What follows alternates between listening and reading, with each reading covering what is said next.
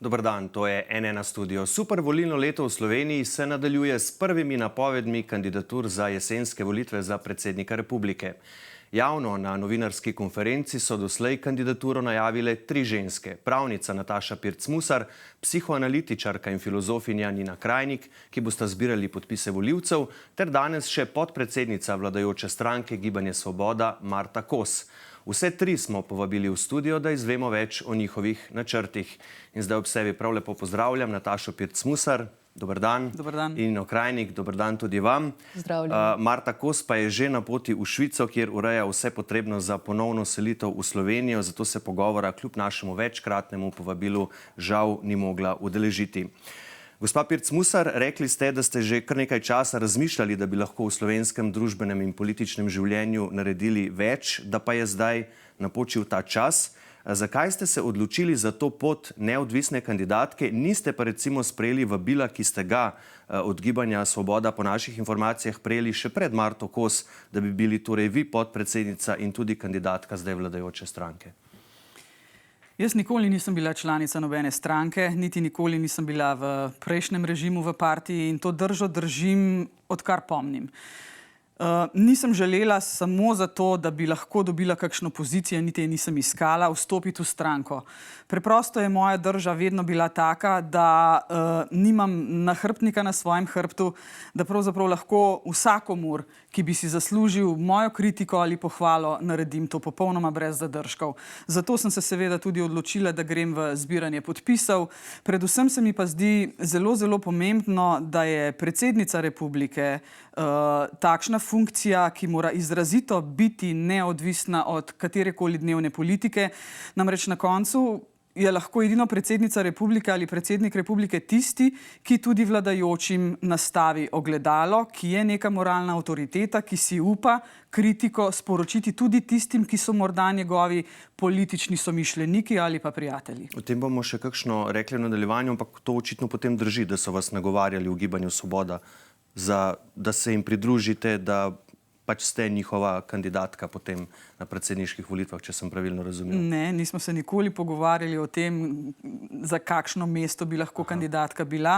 Res pa je, da sem se z dr. Robertom Golobom veliko pogovarjala, me je povabil med prvimi, ni bil prvi, zadnjih 12 let me vabijo v razne stranke, ampak tudi njemu sem dala odgovor, ki je bil enak prejšnjim, torej nikoli nisem želela iti v nobeno stranko in tega se držim še danes. Gospa Krajnik, tudi vi greste v zbiranje 5000 podpisov, ki jih potrebujete, da postanete tudi uradno kandidatka. Glede na to, da vas javno in zelo odkrito podpirajo člani in simpatizeri strank prejšnje koalicije, vaš glavni podpornik denimo je dr. Peter Jambrek, kako to, da niste šli vsaj v pogovore z njimi, da bi bili morda njihova kandidatka? Pravite, da se o tem s temi strankami niti pogovarjali niste. Zakaj ne? Tudi jaz nikoli nisem bila članica nobene stranke. Moja drža pri mojem delu je bila vedno neodvisna in zato tudi lahko suverena, kritična, pa vendar, bom rekla, vedno konstruktivna. In na politično pot sem se pravzaprav podala natanko s temi vrednotami in mislim, da je to vrstne cilje povezovanja mogoče doseči samo na ta način. Drži to, kar pravite, z nobeno stranko še nisem imela nobenih pogovorov, ker pravzaprav si želim, da stranke same prepoznajo, ali se vidijo v tem, kar sama zastopam ali ne. Moja politika, kot sem napovedala, je politika singularnega in tista, ki edina lahko nenazadnje povezuje razlike. Boste pa, če sem pravilno razumel, sprejeli podporo katerekoli stranke, ki bi se morda odločila, da pač podpre vašo kandidaturo? Tako je. Moje analize političnega družbenega prostora v Sloveniji lahko nagovarjajo tako leve kot desne volivce. In vsakdo, ki je odprt za neko mišljenje, ne pa na nek način dogmatično prepričan v neke precej omejene principe, bo kmalu prepoznal, o čem govorim. Tako da moja drža je v tem odpirati neke nove prostore mišljenja in jaz mislim, da je tukaj velik manevrski prostor. Je pa res, da Slovenija žal živi od razkola zelo pogosto in da tisti, ki ustvarjajo razlike, največ pravzaprav lahko profitirajo od tega. In jaz mislim, da je čas, jaz sem nenazadnje tudi neka druga generacija, ki se ji ni bilo potrebno morda ideološko na ta način zelo močno opredeljevati in mislim, da je to neka prednost, da lahko povezujemo te razlike. Ampak podpira kot prvo podpisani pa vas gospod ugledni pravnik dr. Peter Jambrek, ki pa v javnosti velja za ideologa desnice, a ne, to je pa vendarle treba povedati. Poglejmo zdaj še izjavo Marte Kos, ki je kandidaturo javno napovedala danes zjutraj. Ponosna sem, da sem predstavnica tistih naprednih sil, ki so po 2 težkih letih nazadnjaštva vrnile ljudem dostojanstvo in zaupanje v prihodnost. Ponosna bom, če bom lahko še naprej glas civilne družbe, ki stavi na solidarnost, skupno dobro in na državljanski pogum. Kot predsednica bom ponosno predstavljala Slovenijo in ji vrnila ugled in spoštovanje tako v Evropi kot v mednarodnih odnosih. Vemo, kaj nas tare, kaj bega, kaj plaši, negotove zdravstvene razmere, ostrina časa, kruta vojna. A vemo tudi, kaj zmoremo in kako zmagamo, da smo ponosni na tisto, kar dobro opravimo, da zaupamo v sodelovanje, v nežno prijaznost in tudi solidarnost.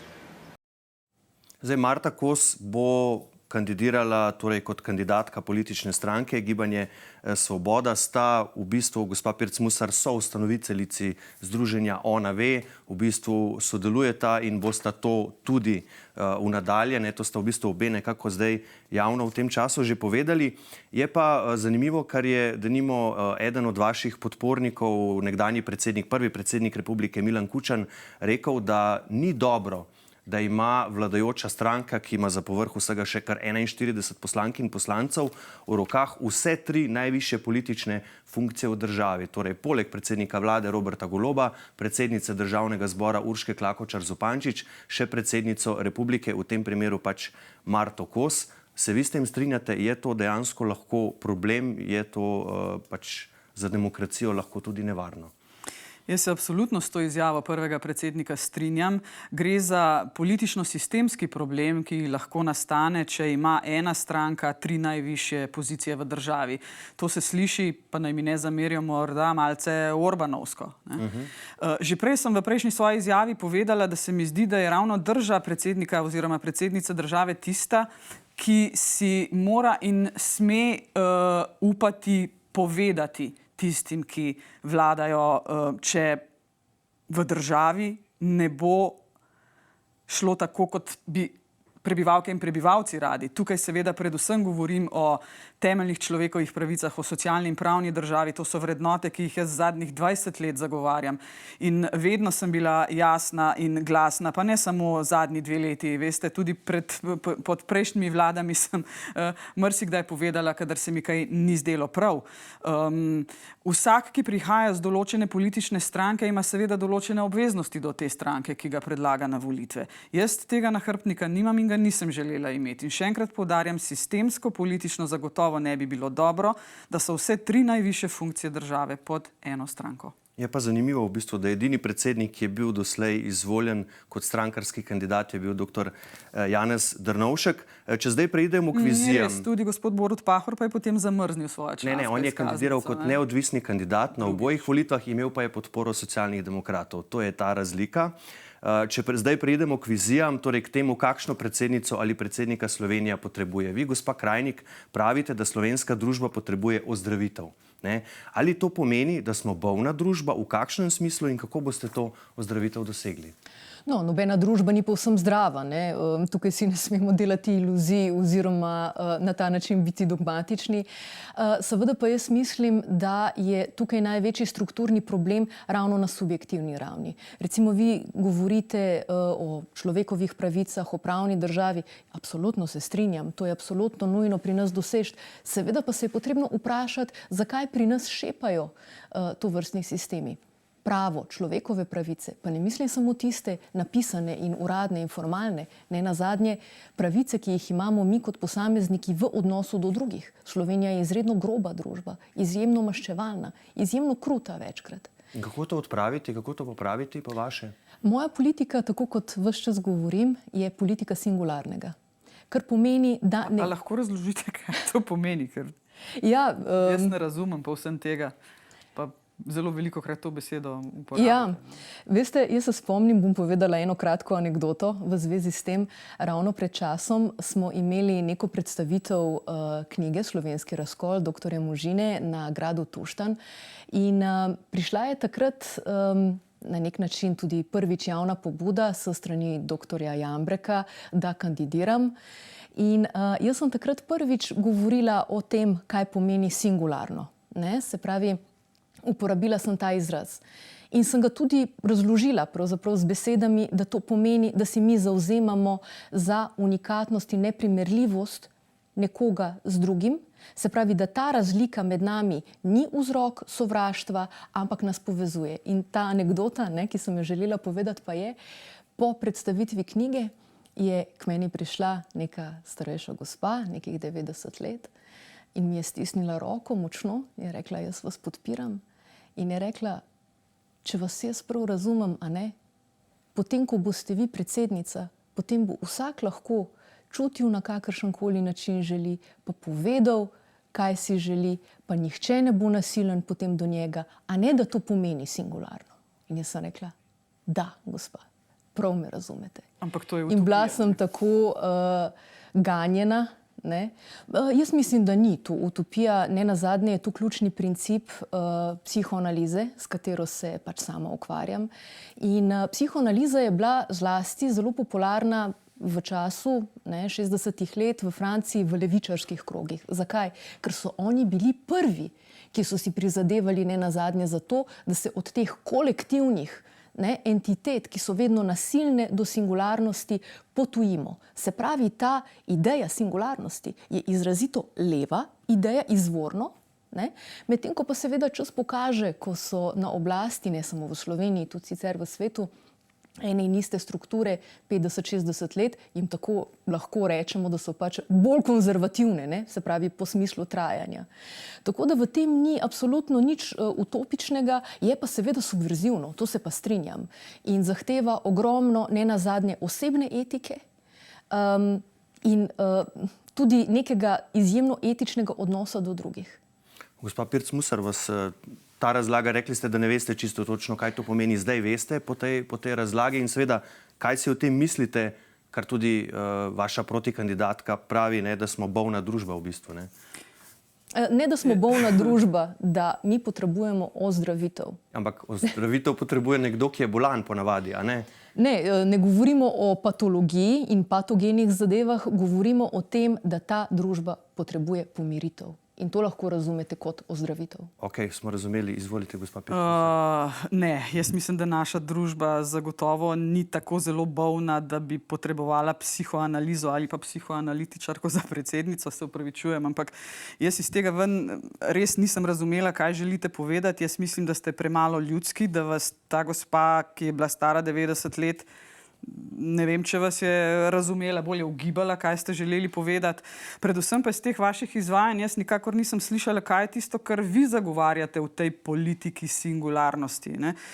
Če lahko sama povem, jaz kot antipod singularnosti zagotovo vidim pluralizem, različnost mnenj. Kadar so mnenja različna, se zagotovo vsi ne moremo vsem strinjati. In tukaj je moj izraz utopičnost seveda zaradi tega pač prišel iz mojih ust. Tisto, kar pa jaz zagovarjam že zadnjih 30 let in pravzaprav živim na ta način, je pa, da se je treba pogovarjati strpno, da se je treba poslušati in da je treba iskati, če hočete, sinergije med enim in drugim polom. In tukaj je glavna naloga predsednika, da po mojem mnenju tudi kot neke vrste mediator poskuša najti neke stične skupne točke, se z ljudmi ogromno pogovarja, biti moralna avtoriteta pomeni, da je treba hoditi med ljudmi, govoriti z njimi v njihovem jeziku, da ga bodo razumeli.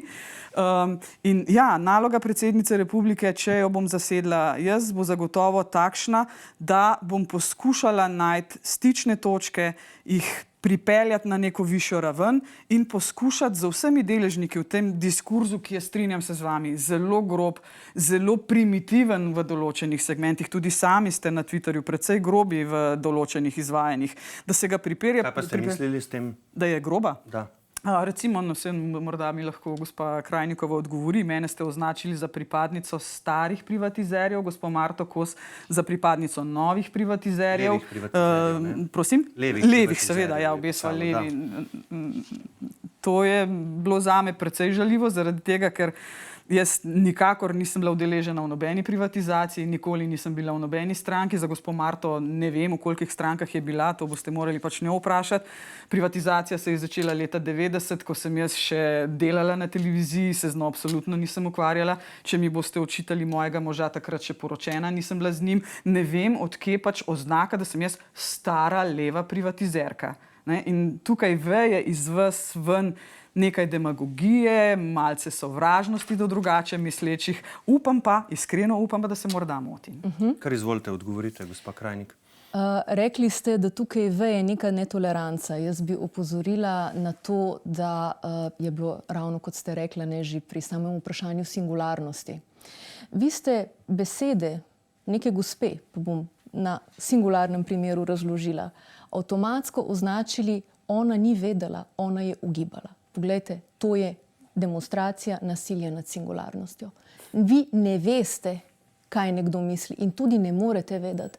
Jaz razumem, da vi zastopate neko organizacijo, ki se imenuje Ona ve. Moje mišljenje glede tega je sledeče. V psihoanalizi, predvsem tukaj se naslanjam na besede znamenitega francoskega psihiatra in psihoanalitika Jacquesa Lacana, ki je rekel, vednost je grajenje predpostavke subjekta, za katerega se predpostavlja, da ve in na tem lahko gradi gospodovanje. Na čem ste pa vi, se opravičujem, gradili predpostavko, da je gospa Pirc Musar predstavnica starih levih privatizerjev, kot ste zapisali? Sama v tem ne vidim absolutno ničesar žaljivega. Levi Ampak jaz sem vam privatizerji, povedala, da je bilo to zame žaljivo. levi privatizerji, ta izraz sem sama uvedla ne nazadnje v zadnjem mesecu, označuje tiste ljudi, ki so na ta način strukturno del sistema in od njega tudi profitirali, bomo rekli, tako medijsko, tako ekonomsko, v najrazličnejših sferah. Torej ste vi desni privatizer, ker imate zdaj podporo v medijih, ker vas gospod Možina podpira. A veste, tukaj se boste zapletli v svojo lastno zanko. Ne? Jaz sem 30 let na odrih in delam in garam za temeljne človekove pravice. Mrsikaj sem že naredila in mrsikaj še bom. Da me zaradi tega označite za levega privatizerja, oprostite, še vedno ne razumem. Spreobračate moje besede. Jaz sem napisala, Nataša Pirc Musar je kandidatka levih privatizerjev. Ne smete vzeti stvari iz konteksta. Se pravi, vi ste se tako identificirali, da je to očitek na vas, morate pogledati celotno strukturo, logično, kandidatka levih privatizerjev. Kar se tiče pa nenazadnje netolerance in napadov, še enkrat poudarjam, če obstaja problem na subjektivni ravni, vi ne morete niti zastopati teh idej, kot so pravna država, človekove pravice, če nenazadnje agresivno... 30 let. Ja, ampak če agresivno potem rečete, ta gospa ni razumela, ampak je ugibala. Poglejte, jaz iz psihoanalitičnega vidika ne morem pristajati na to, da nekdo nekoga označi, vi ne veste, jaz vem za vas. Poglejte, to je v Sloveniji... Vi ste me narobe razumeli, če vam lahko repliciram. Samo trenutek, če mi dovolite, da do konca povem. Hvala. Nasilje nad singularnostjo se vedno dogaja na te perfidne načine. In v psihoanalizi smo na to vedno pozorni. In če vi na ta način komunicirate, potem vi ves čas počnete točno to, kar ne bi pravzaprav zagovarjali. In to jaz ves čas govorim. Za človekove pravice in pravno državo si v Sloveniji največkrat žal prizadevajo tisti, ki so hkrati tudi vzrok tega, da ta sistem ne deluje. Prosim, samo na kratko, če lahko odgovorite, ker moramo še naprej, ni potrebe, ugotavljam. Mislim, da se ne razumeva, tudi jaz nisem rekla. Jaz sem rekla, da vas verjetno gospa ni razumela, zato ker ste tudi vi potem rekli, da vam je po preprostih besedah povedala, kaj naj bi ta vaša singularnost. Samo še trenutek. Intelektualno ni dobro podcenjevati ljudi v Sloveniji. Absolutno, ampak o tem boste imeli še zelo veliko priložnosti, da te stvari razčistite, sem prepričan. Gremo naprej. Zdaj, gospa Pirc Musar, vi pravite, da boste v primeru izvolitve pozorna predsednica in da ne boste tiho. Ob katerih temah se mora po vaše predsednik oziroma predsednica oglasiti in kako preprečiti tveganje, da njegove ali njene besede razvodenijo v smislu, da bi se oglašal prepogosto? Tudi ta nevarnost v bistvu obstaja, če se pač nekdo oglaša vsak dan za vsako stvar, potem pač njegove besede verjetno nimajo več take teže, kot bi jo imele sicer. Tu imate zagotovo prav in jaz sem prepričana, da v Sloveniji nikoli ne bo toliko napak ali pa nekih malverzacij s pravno državo, da bi se bilo potrebno oglašati vsak dan. Sem prepričana, da smo na dobri poti, da ne bo potrebe za to. Ampak ko bo potreba za to, se mi pa zdi, da je biti tiho nevarno, zato ker s tem, ko si tiho, preprosto pristajaš na to, da se strinjaš s tem, kar se dogaja v družbi. Menim osebno, da predsednik ima moč besede, da bi se moral večkrat oglašati, pa tu zdaj ne mislim kritizirati sedanjega predsednika Pahorja. Jaz sem že večkrat povedala, da ima vsak svoj način vodenja, tudi sama ga znam za marsikatero stvar pohvaliti. Kot državljanka, kot prebivalka Slovenije sem v tistih najhujših časih res pogrešala, da bi se oglasil. In moje videnje predsedniške funkcije je, da takrat, kadar pride do neke krize v družbi, da mora predsednik svojo moralno avtoriteto povedati in imeti predvsem svoje mnenje, ne se ga bati povedati, ampak če imaš svoje mnenje, si ga moraš upati na koncu tudi zagovarjati. To ste mislili verjetno na to težko obdobje epidemije, na to ste mislili, ne? Takrat sem se tudi jaz sama največkrat oglašala. Takrat smo bili v nekem stresnem testu demokracije, ko se je rušilo glavne postulate pravne države, ko se je vladalo z odloki, kar je nekaj, na kar absolutno kot pravnica in kot prebivalka te države nikakor ne morem pristati in nikoli ne bom. Da, vi ste govorili celo o pravnem huliganstvu. Takrat se spomnim, gospa Krajnik, vaš pogled, o katerih temah se boste oglasili, če boste izvoljeni za predsednico? Jaz se bom absolutno oglasila za začetek glede tematik, ki zadevajo dostojanstvo človeka. Prej ste omenili ta moj izraz, da vas povezujem z levimi privatizerji. Zdaj, če vi to razumete kot... Ne, a mi lahko prosim na vprašanje odgovorite? Absolutno, bom se želim demonstrirati. Okay. Vi ste se strinjali, izrazili strinjanje z nekim citatom oziroma izjavo, ki pa je izjemno žaljiva in navezuje se na aktualnega predsednika Boruta Pahorja, in sicer, da bo slabši predsednik od Boruta Pahorja lahko samo še teoretska psihoanalitičarka. Se pravi, gospa Musar je izrazila podporo takemu zapisu, kar pa je, bom rekla, napad ad hominem. Ste res? Ste se strinjali s takšnim zapisom? Tega je zapisal moj kolega pravnik, res sem ga lajkala in tudi iskreno mislim, da s takšnim diskurzom in s tem, kar sem poslušala, kar ste povedali, mislim, da ne boste dobra predsednica.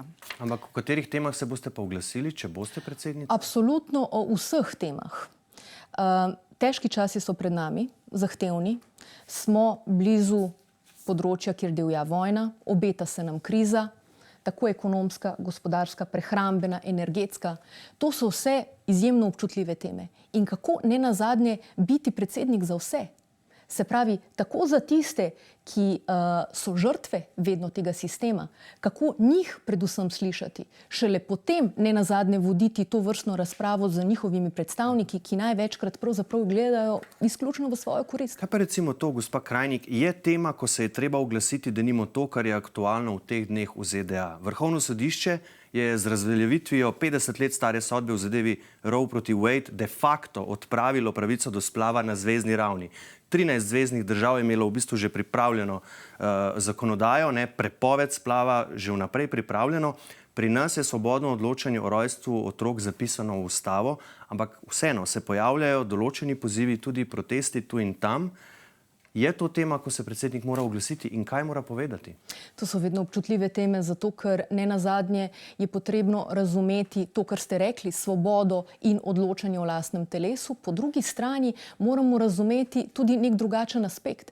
In tukaj, ko imamo neke teme, kot so na primer pravica do splava ali pa še katerekoli druge, tukaj jaz mislim, da je ponovno politika singularnega tista, ki more odločati, sicer zapadete v zanko, da začnete zagovarjati en hegemonski sistem proti drugemu. Tukaj pa se vedno vzpostavi potem ta konflikt interesov in to vodi lahko samo na neko slabo pot.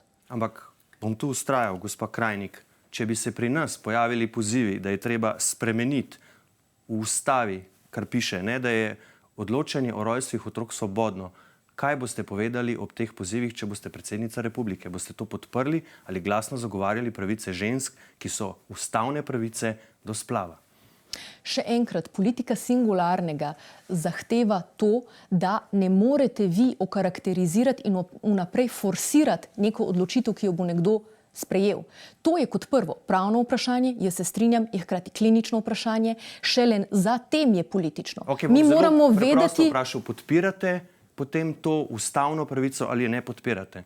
Jaz glede tega se na tej točki absolutno ne bom opredeljevala. Dobro. Ravno zaradi tega, ker to ni tisto vprašanje na ideološki ravni, ne, ki bi vas potem lahko spravilo v en ali drug ideološki kot. Jaz vztrajam pri tem.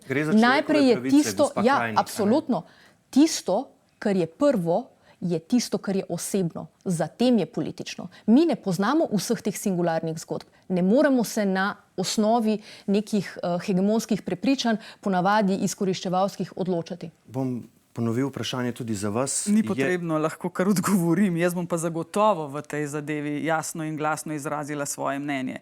Pravica žensk do splava, do svobodnega odločanja o rojstvih je pravica, ki so si jo ženske izborile z mnogo muk in čez težka leta. Da se je to zgodilo v Ameriki, pravzaprav zame ni presenečenje, pa bom tudi povedala zakaj. Izjemno pomembno je, kdo sedi na Vrhovnem sodišču, pri nas na Ustavnem sodišču. Tam se stvari lomijo.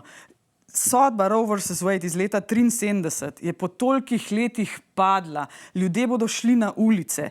Kaj se bo dogajalo? Ne morem razumeti, da vrhovni sodniki v Združenih državah Amerike ne sprevidijo, da bodo ženske hodile k mazačem. Spomnimo se samo Irske, Poljske. Na Irskem so z referendumom sicer zdaj potrdili pravico do splava. Prej so hodile ženske v Veliko Britanijo. Na Poljskem hodijo v sosednje države. Ta osnovna pravica ženske, verjemite mi, mora ostati in zanjo se bom borila do zadnje svoje biti. In vedno bom jasno in glasno povedala, da je to pravica, ki jo v Sloveniji imamo že dolgo in je prav, da v ustavi ostane in da se je nihče ne dotika. Jaz bom glasna ob tej temi, če se bo to zgodilo. Želeli kaj dodati? Ja, želela sem dodati, da pravzaprav največji problem, ne samo v Sloveniji, tudi širše, so velikokrat lažni izrazi feminizma. Sama prihajam iz filozofskega področja, aktivističnega in vem, na kakšen način se lahko pravzaprav ta pozicija, ne, ženske kot enotna kategorija zlorablja. Feminizem ima veliko različnih obrazov.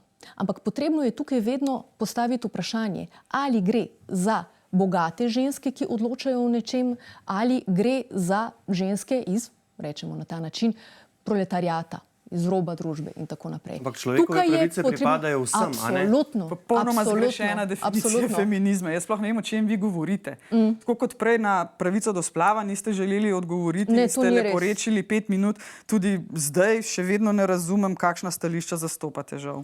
Ne, vi izvajate pravzaprav neko to retorično zanko, s katero bi želeli nekoga pravzaprav etiketirati, vidite. Ne, to je sami največji, se dejte, povejte, ne?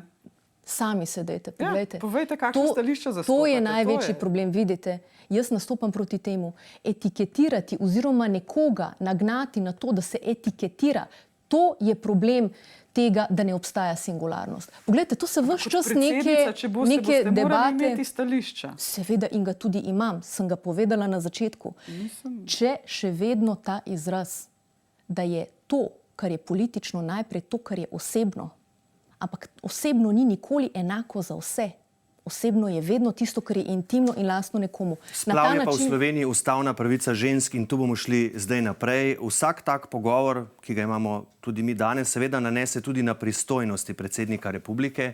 Te so pri nas, bodimo iskreni, precej okleščene, a ne iz takšnih ali drugačnih razlogov. Vseeno pa ima predsednik kot formalno najvišji politik pomembno vlogo pri imenovanju denimo mandatarskega kandidata v prvem krogu, pri predlaganju ustavnih sodnikov, predsednika Računskega sodišča, pa senat KPK, če naštejem samo nekatere.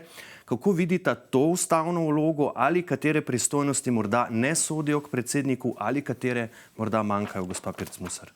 Res je, da ima predsednik oziroma predsednica republike izjemno malo pristojnosti. Po mojem mnenju bi bilo prav, da bi jih bilo več. Zadnje čase se govori, da naj bi imel predsednik republike oziroma predsednica tudi možnost imenovati sodnike, da se ti postopki imenovanja umaknejo ven iz izrazito političnega organa, kar je parlament. Izjemno pomembno je, da predsednik republike zelo razmisli, koga bo predlagal na kakšno pozicijo. Jaz sama vam zagotovim, da bom predlagala vedno ljudi, za katere bom menila, da so vrhunski strokovnjaki oziroma strokovnjakinje, pa čeprav bo morda kdaj potrebno riskirati, da takšen posameznik ne bo izvoljen v državnem zboru. To se mi zdi pogumno strani predsednika oziroma predsednice vlade. Bi pa tukaj še eno stvar omenila, da ne bomo samo kritizirali predsednika republike. Jaz sem izjemno... Saj nismo zato tu, da ne bo pomote. Ne, samo res bi rada povedala, da... Seveda teoretska psihoanalitičarka slabši predsednik od Boruta Pahorja. Drži. Ampak dobro. To pa drži. In rada bi pa vendarle povedala, da je gospod Borut Pahor našel določene poti, kako pravzaprav dati neko veljavo tej funkciji, predvsem do ljudi. Zdaj, ena od akcij, ki je pri njemu meni bila vedno izjemno všeč, predsednik odlikuje za izjemne dosežke, prebivalce in prebivalke Slovenije, državljane in državljanke, ampak to so odlikovanja za ljudi, ki so že veliko v svojem življenju naredili. Jabolko navdiha, ki ga je predsednik republike začel izvajati, so pa nagrade za ljudi, ki so v tekočem letu naredili nekaj dobrega. To so stvari, ki jih je vredno in potrebno pohvaliti. Da, 2013 se to uvedlo, vi boste to obdržali? Absolutno, če postanem predsednica, to akcijo zagotovo zadržim. Gospa Krajnik, glede pristojnosti predsednika, katere bi morda dodali, katere odvzeli in seveda enako vprašanje, kaj morda od predsednika Pahorja bi bilo smiselno obdržati? Jaz mislim, da bi bilo smiselno obdržati ta element povezovalnosti, kot sem že omenila, ki je izjemno zahteven, izjemno težaven, tudi recimo, kar se tiče potem pri samih pristojnosti predsednika republike. Zdaj, mešati se v razne podsisteme je na nek način izjemno avtoritarno dejanje. In če rečemo povečati pristojnosti predsednika države, na nek način je to lahko spolzek teren za avtoritarne, kapriciozne odločitve. Seveda, kdo smo potem mi, da lahko odločamo o tem onem, kar tako, bomo rekli kapriciozno. Se pravi, te stvari na nek način so smiselno postavljene, seveda pa se strinjam znotraj tega, da neke pristojnosti bi bilo potrebno obogatiti, nekatere so bile že omenjene, predvsem pa, kar se mene tiče, ta neka ljudska vloga, se pravi večji angažma samega predsednika pri javnih razpravah. Vi govorite o tem, jaz bom povedala svoje mnenje. Jaz mislim, da mora tako visoka, pomembna politična figura ves čas v nekem, rekli tako dodatno intelektualnem in strokovnem krogu javno razpravljati in tudi hkrati z ljudmi. Predsednik Pahor ima kar precej posvetov o pomembnih temah, imel jih je v zdravstvu, ne govorim o posvetih. Ima tudi posvetovalna telesa. Ne govorim o posvetih, seveda, ampak jaz govorim tukaj o javnosti in o civilni družbi. Se pravi, o njihovih mnenjih. Eno je seveda posvetovati se... Kako pa si to predstavljate, da bi recimo to ukrepili, to sodelovanje s civilno družbo, kot pravite? Zdaj, neka zanimiva ideja odpreti predsedniško palačo, pravzaprav ne samo za tiste, ki so odlikovani in seveda z vsem dolžnim spoštovanjem in vso častjo in razlogi odlikovani, ampak za vse ljudi, civilno družbo. To je že ob državnih praznikih, ob vsakem državnem prazniku. Ob državnem prazniku. Zakaj takrat samo enkrat? Zakaj tu ni funkcija predsednika države ob kakršnem koli vprašanju? Vi bi jo v bistvu ves čas odprli, predsedniško palačo, da je prosto dostopna, da ima odprta vrata vsak dan v letu. To. Ne govorimo točno o tem vsak dan v letu, govorim pa o tem, da je to funkcijo potrebno približati ljudem, da ne bo elitistična, da ne bo avtoritarna, ker tega imamo pri nas dovolj praktično na vsakem aspektu. Jaz bi samo tukaj rada dodala, da Govorili ste o avtoritarnosti. Jaz vam res opravičujem, ampak Slovenija ni predsedniška država. Jaz mislim, da ste tukaj mačkeno pomešali. Predsednik nikakor v sistemu predsedniškega sistema, ki ga Slovenija nima, ne more postati avtoritarna figura. In tudi, če ste me pozorno poslušali, sem povedala in govorila o imenovanjih, ki gredo lahko čez urad predsednika. In tukaj so zadeve z vidika naše ustave povsem jasne. Zelo dobro sem vas Izvršilna veja poslušala, gospa oblasti, Musar. kaj lahko naredi predsednik. Ne vem, kje ste tu našli avtoritarnost. Zelo dobro sem vas poslušala in to je seveda moj poklic analitičarke, da poslušam in lahko vam rečem, da je iz vašega diskurza zaznati izjemno avtoritarnost. Zdaj, ko smo še pri pristojnostih predsednika republike, seveda, ta funkcija nekako omogoča, da si jo prikrojiš malo po svoje, tudi zato, ker ima pač okleščene pristojnosti in dopušča pač nekaj svobode vsakemu posamičnemu predsedniku. Recimo, pač, kot sem rekel, predsednik Pahor je uvedel jabolko navdiha, pa te posvete o posameznih perečih temah. Je pa tudi uvedel javne predstavitve kandidatov za te funkcije, ki sem jih prej omenil, tudi po izkušnji nekaterih slabih oziroma spornih imenovanj v preteklosti, torej se je predsednik iz tega nekaj naučil, bi te javne predstavitve obdržali v bistvu zelo kratko dali, ne? Odvisno za katero funkcijo. Bolj kot je funkcija pomembna za širšo javnost, bolj je treba odpreti razpravo o tem. Zagotovo ni nič narobe, da se kandidati javno predstavijo, ne nazadnje s tem tudi pokažejo svojo energijo, ampak veste, taka javna predstavitev na koncu na samo imenovanje v državnem zboru prav nič ne vpliva. Da, ker so pač razmerja moči takšna, kot so. Vaše mnenje? Tudi vas sem slišala, vprašali ste, ali lahko odgovorite z da ali ne. Jaz bom to spoštovala, ker poslušam in bom rekla da. Dobro, gremo naprej. Pomembno je, da vas ljudje kar se da dobro poznajo, da vam lahko potem seveda zaupajo. Zato najprej vprašanje za vas, gospa Krajnik. Mediji so v teh tednih, pa tudi že v preteklosti, na podlagi policijskih zapisnikov in pričevanj poročali o tem, da ste bili nasilni do svojega partnerja, župana Moravč Milana Balažica, do njegovega nekdanjega sodelavca iz volilne kampanje in tudi njegovega očeta, torej vašega tasta, kot mu pravite, ne? Ta je ob preverjanju novinarjev, ki ste jih potem obtožili vdora na posestvo, to tudi potrdil. Zato prosim zelo jasno, ljudje imajo pravico to vedeti, pa tudi sami ste rekli, da se teh vprašanj v bistvu veselite. Seveda. Da ste si noči rekli, če te obtožbe ne držijo, da jih prosim zavrnete. Kot prvo ne drži, da so novinarji dobili kakršnokoli potrditev. To je tako gromozanska laž, ki jo lahko... Ne, policija je potrdila in tudi vaš partner, gospod Balažic, je potrdil, da je prišlo do spora in fizičnega kontakta. Takrat za Slovenske novice, spomnite se leta 2019, gospa Krajnik. Poglejte, policija je potrdila. Vi ste rekli, potrdil je moj partner. Za Slovenske novice, da. Ne, absolutno ne. Seveda je.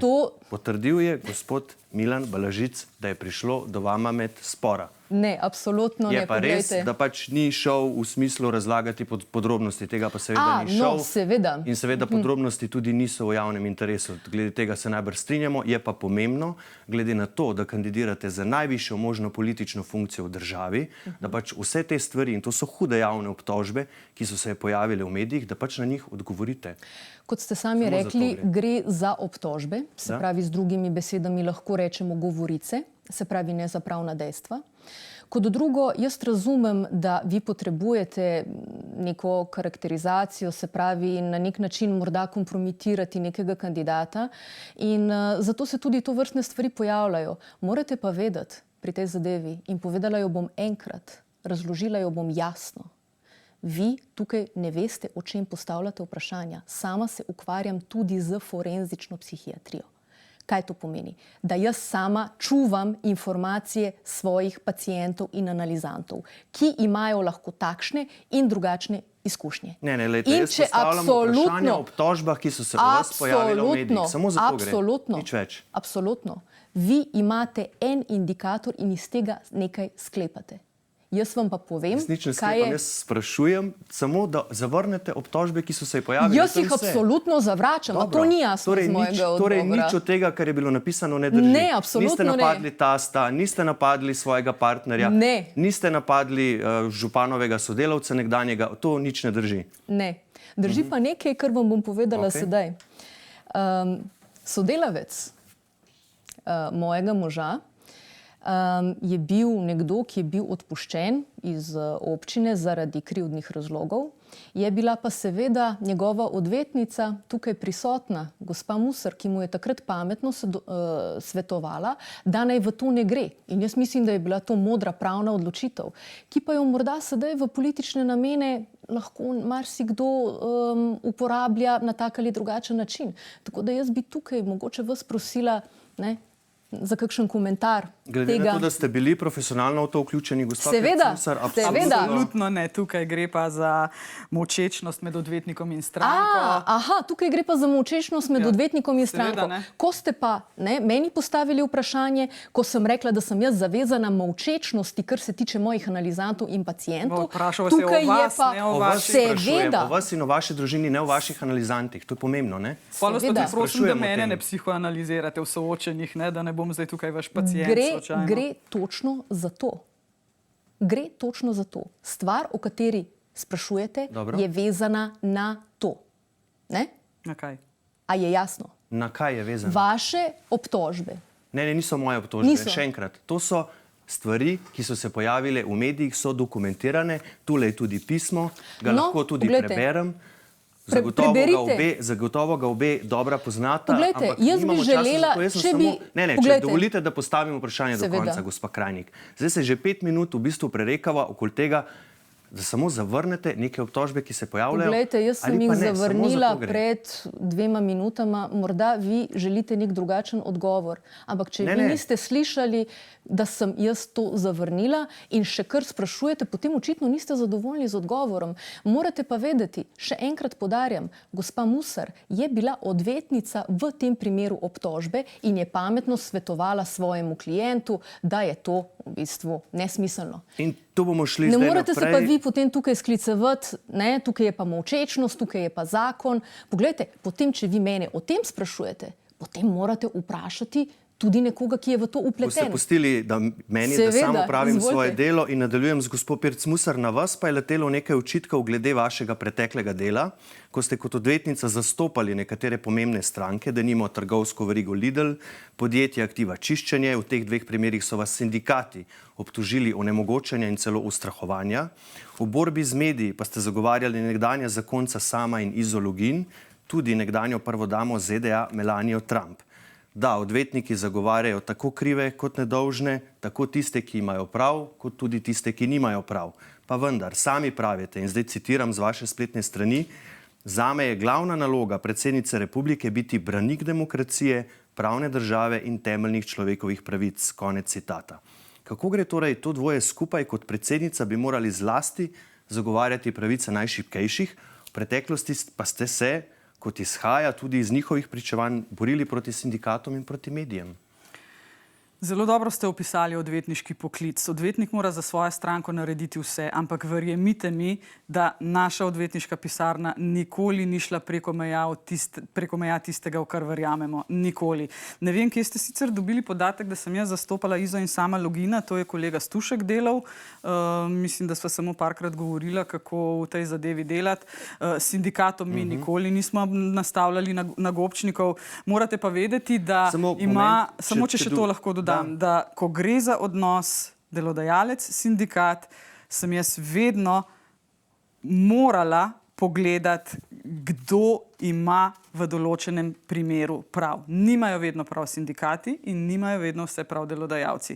Delo odvetnika je pa zelo specifično. Gospod Peter Čeferin vam je večkrat že to javno razložil, da je treba zagovarjati in nuditi pošteno pravno varstvo tudi tistemu, ki je kdaj kaj narobe v življenju naredil. To je pač odvetniški poklic. Ampak vi ste takrat sindikatu Vir poslali poziv za prenehanje posegov v ugled pravne osebe, v katerem ste od njih zahtevali, da prenehajo nepopolno, neresnično, izkrivljeno in zavajajoče predstavljati nevzdržne razmere in delovne pogoje, v katerih naj bi delale čistilke zaposlene pri trzinskem podjetju Aktiva Čiščenje, ki je kot najeto podjetje upravljalo čiščenje v ŠC Velenje. Torej, takrat vas je sindikat obtožil onemogočanja in ustrahovanja. Ja, ampak to je klasično odvetniško delo. Če se nekdo nekaj zlaže, če širi laži, če posega v ugled pravne osebe. Opozarjali so na nevzdržne razmere, ne? Razumem, ampak niso vsega povedali pravilno in pošteno. In moja naloga kot odvetnica je seveda takrat bila, da jim povem, kje so prekoračili mejo.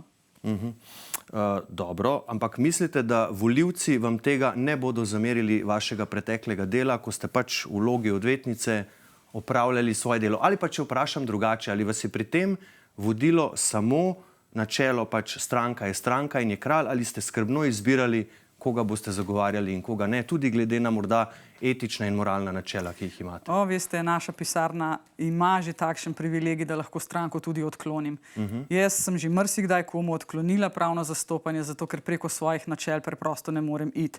Bi pa rada povedala še eno stvar. V vsem svojem prostem času, 8 let sem odvetnica, 10 let sem bila informacijska pooblaščenka, sem se vedno odzivala novinarjem in kritizirala tisto, kar je bilo potrebno skritizirati, se borila, dobesedno borila za temeljne človekove pravice in si upala ena redkih, tudi v hudih časih, na glas povedati za nobeno stranko, zase in za ljudi.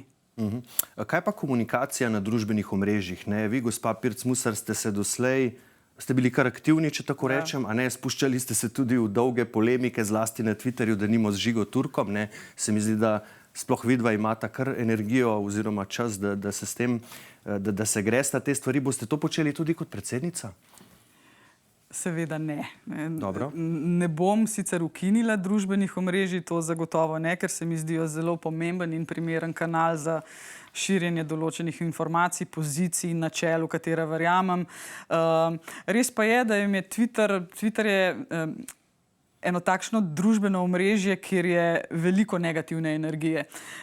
Morda lahko povem en stavek, pa bo vašim gledalkam in gledalcem vse jasno. Ravno zdaj berem knjigo, ki bo septembra izšla, osebno od Mihe Macinija, in Miha Macini me je prav nasmejal, ko sem prišla do tega poglavja o družbenih omrežjih, in je rekel, če želite biti srečni, pojdite na Instagram, če želite biti žalostni, pojdite na Twitter. Nekako sem na Twitterju navajena teh besednih dvobojev. Jaz nikoli nisem bila žaljiva, z Žigom Turkom sva imela vedno, tudi on ne, ni bil žaljiv, sva se pa velikokrat, bom rekla, besedno spopadla in nekako mi je to včasih bilo tudi v užitek. Ja, mogoče je to prava beseda. Prav v užitek debatirati z nekom, ki je tudi mojster besed, ki razmišlja popolnoma drugače od mene, in zato sem večkrat rada z njim tudi na Twitterju parlamentirala in razpravljala o družbenih problemih. Kakšen je pa vaš odnos do tega, gospa Krajnik? Se boste spuščali v javne polemike po družbenih omrežjih? Nekateri politiki, recimo pri nas, v tem vidijo prednost, saj da je potem njihovo sporočilo objavljeno takšno, kot je, brez posegov. Poglejte, jaz sem generacija, ki je odraščala pravzaprav skoraj ves čas z družbenimi omrežji, pa boste v vseh teh letih, kljub moji prisotnosti na vseh kanalih, praktično ne boste našli na ta način, da vodim razprave.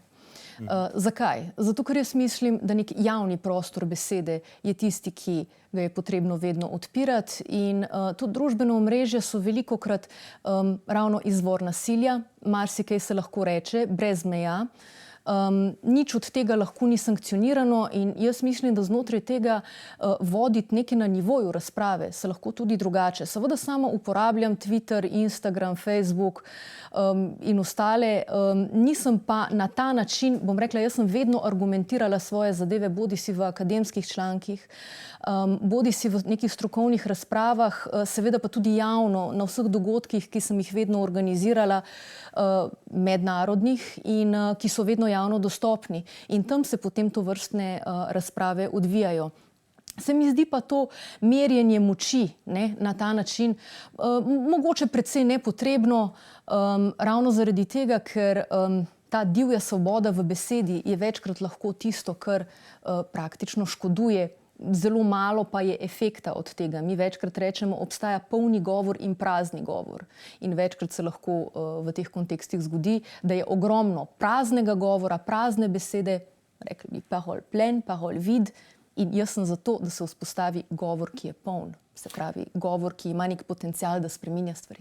In na koncu bodo seveda volivke in volivci tisti, ki bodo presedili, kateri govor je prazen, kateri poln, kateri jim je najbolj všeč, kateremu verjamejo, kateremu zaupajo. Jaz se vama, spoštovani dami, najlepše zahvaljujem, da ste danes prišli v studio, da smo imeli nek spoštljiv uvod, če tako rečem, v to predsedniško bitko, ki bo zagotovo še vroča in bo doživela svoj vrhunec še to jesen. Za danes pa še enkrat najlepša hvala za vajin obisk. Hvala tudi vam. Hvala vam za povabilo. in rokovanje lepo v duhu. Mi se bomo pa potem, jaz moram še odjavo narediti. Vam pa najlepše hvala za vašo pozornost. Če ste morda začetek tega zanimivega pogovora s predsedniškima kandidatkama zamudili, je že v celoti na voljo na naši spletni strani n1info.si. Studija pa le še lep pozdrav in nasvidenje.